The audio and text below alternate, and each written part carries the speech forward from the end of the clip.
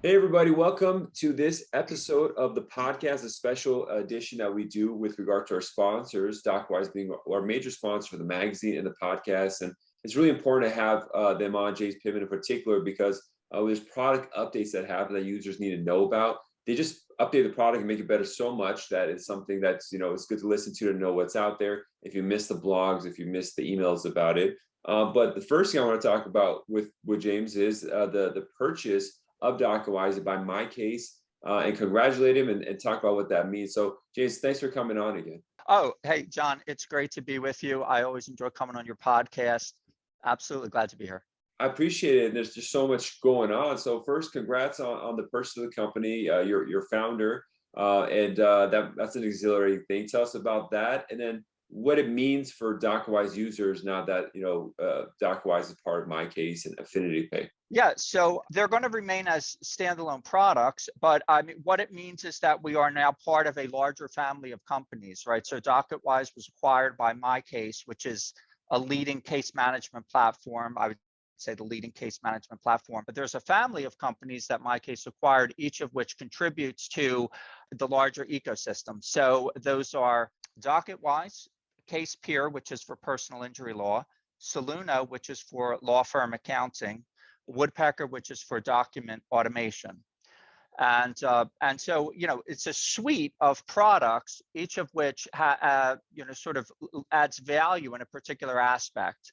And then MyCase, which is the general case management platform. So those all working together are a very powerful suite of products, which really cover a spectrum of needs for legal technology. And then MyCase itself has now become part of AffiniPay, which is a leading payment system provider and is the parent company of LawPay. So we're now one great big family, and it really strengthens everything that we do. It really takes it to the next level and allows us to have the resources of a much larger group of companies. Now, I think LawPay was already integrated into Docketwise. Docketwise users could use it for their systems. Correct. We had an API integration with LawPay, and that allowed you to take payments. Essentially, when you send an invoice through Docketwise, there would be a button there for the client to pay, and that payment would be processed by LawPay.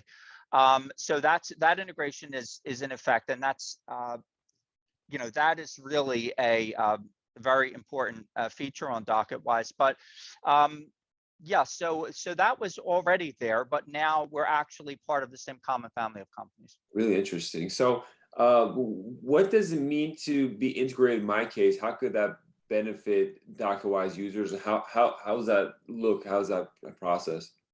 So there's an API integration, and that came out in June, and it allows you to keep the contacts and the matters on both platforms synced. So if you have, if you add a client in MyCase, it'll come through and be added in Docketwise, and vice versa.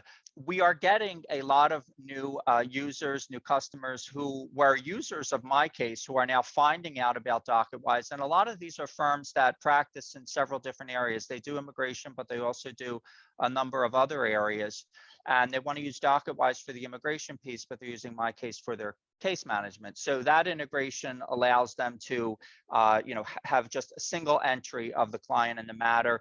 They could enter the client in the matter, let's say in MyCase, and that comes through to Docketwise. And then in Docketwise, they do all their data collection and form production and utilize some of the other immigration specific tools on Docketwise, like the matter workflows, the document request lists, and others.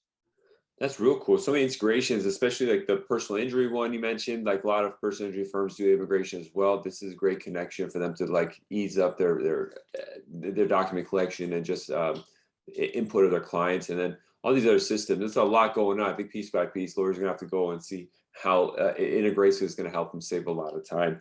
So that's wonderful news. I appreciate that. Now, what are the new things that you have for Docketwise? I know you guys are just overwhelmed. I always get overwhelmed how much work you're doing. So I'm like, I'm trying to put out a podcast like once a week, and it's a lot of work. And you guys have all these different software updates that are happening. It's like, wow, these guys are really pushing it. I think it's going to probably get more now that you have all the new resources, MyCase, the engineering team, and all the support team.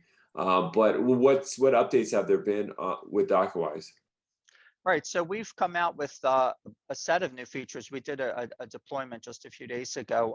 You're now able to hide questions in the smart form questionnaires. And that was something which a lot of users had requested. So if there's particular questions that you as the attorney want to answer and you don't want the client to see, you feel that you're better positioned to answer them, the legalistic type of questions, you can hide those from the questionnaire, and client doesn't see that part, and then you can review it with them when you speak to them. We also have now with our document request list, when you're inviting clients to upload documents, they're able to upload multiple files per document request question. So we have in our custom intakes feature, there's the ability to add document requests. So if you're, just as you would create an intake questionnaire, you can also create a document request list where you ask the client for this, and this document. And it used to be that they could upload a single file with each one of those requests. They're now able to upload multiple files per request item. We've also added merge tags in our outgoing messages. When you send out email messages through Docketwise, through our messaging feature, now we have these merge tags where each tag represents a piece of information, like the client's name, the client's address, or what have you. And you're now able to create your email templates with those tags in place, so that when you send that email template to a specific client, that specific client's information is put into the message, and the tags, it comes in place of the tag goes out. So the bits of information are populated in through the merge tags. You can now, when you're sending out outgoing messages in Docketwise, you're able to CC people on the message. It used to be that you could only send it to one recipient at a time. Now you can CC other recipients, and you can BCC other recipients, blind carbon copy. Wow. Now, yep, you can also, if you send refunds, for some reason you have to refund a client, you can now see those refunded payments visible on the invoices, which wasn't the case previously. And now we have also the ability to, we have also expanded user permission settings. So, at you as the firm, if you're the administrator on the account, if you're the owner of the account on Docketwise, then you can go and set a whole variety of permissions for your users, and we've expanded those. You may have staff that don't do anything relating to your invoicing. They don't need to see your invoices. You may have certain people that you don't want to give permission to export any data out of the account or delete any data out of the account, so you can set those permissions, and we've expanded what those permissions are. So those are some of the things that we've just added. And we have more in the pipeline. So it's a continuous process. We're continuing to do what we've been doing, which is take the suggestions from our users, keep track of how many users are requesting what suggestions, and then when they get to a certain critical mass, they're considered for implementation, and we implement them in a way which is harmonious with our overall development goals. And it's a very aggressive timetable. Really, that's good. The last one particularly you talked about, I've been a full solo for so many years now that I'm hiring. The permissions part becomes really important, because I never had anything to think about, a team member sharing data, and they're all over the country and stuff like that. But it's like, okay, yeah, that's great. Pick and choose who sees the money stuff, who sees certain private stuff that they don't need to see, or the export in particular, as just an additional way of adding security. So that's wonderful. Thank you so much for updating us. Definitely get this information out so people know.